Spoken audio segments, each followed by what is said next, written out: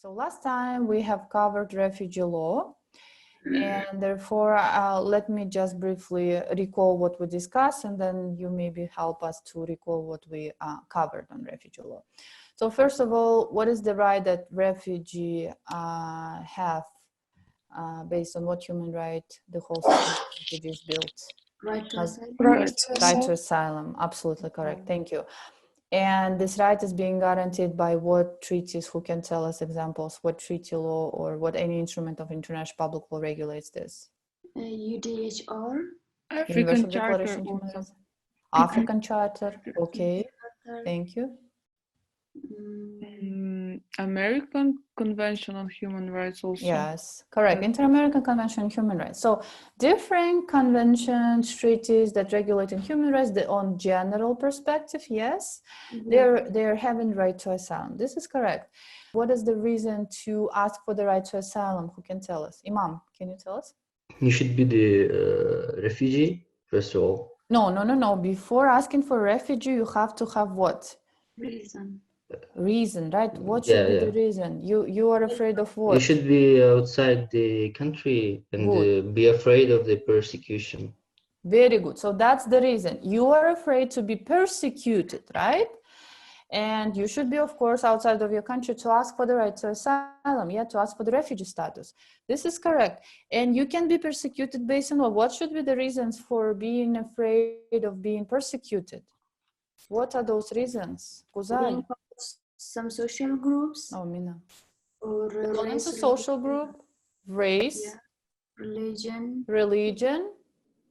political views, political opinion. Is it guaranteed that the state has an obligation to provide you with your refugee status? Nur Sultan. Does the state have to? No, the state doesn't. It's an optional. What the obligation the state has? Non-refoulement. It's you mean the principle? It's the principle of non-refoulement. Non-refoulement principle. What does this principle stand for?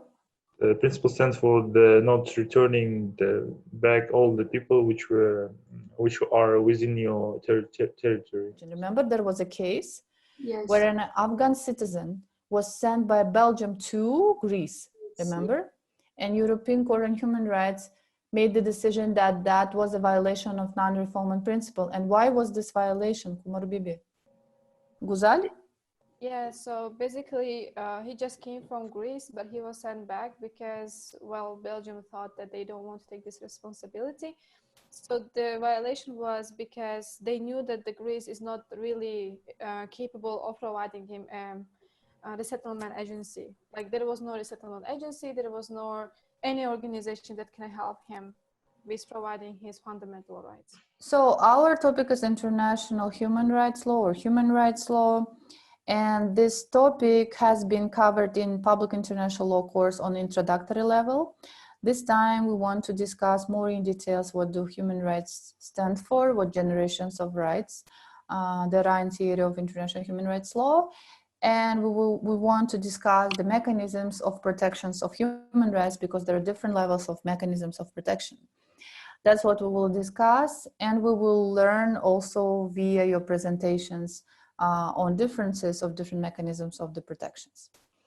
So now let's review what generally human rights law stand for in terms of definition, in terms of different varieties of rights.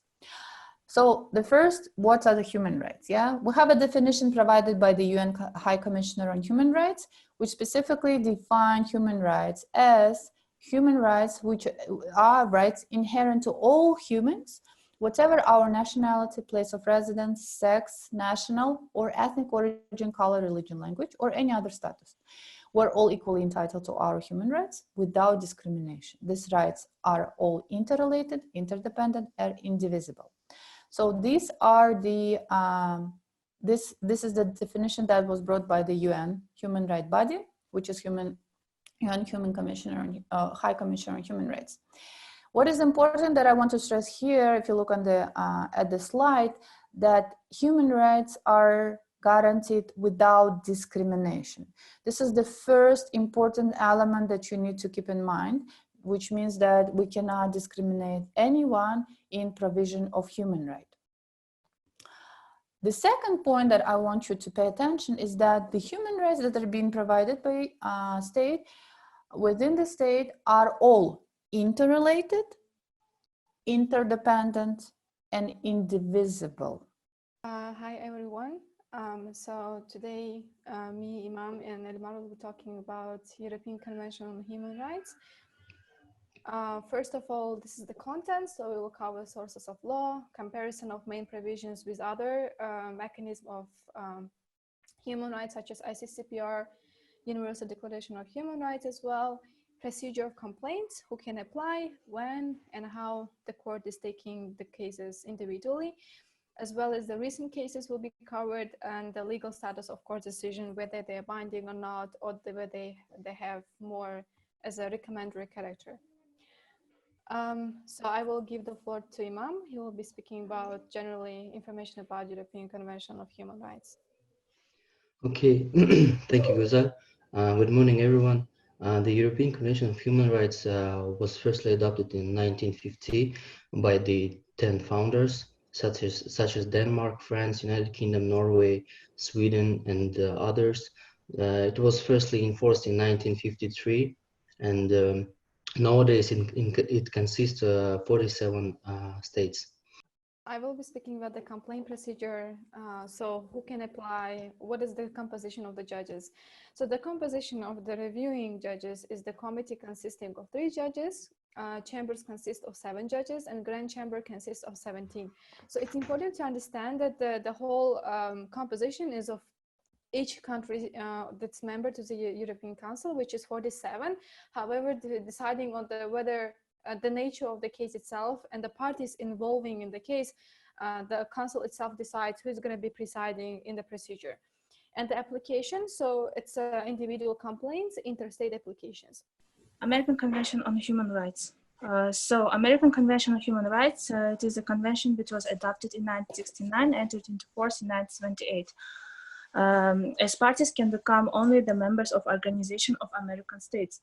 The American Convention of Human Rights has also another name, Pact of San Jose.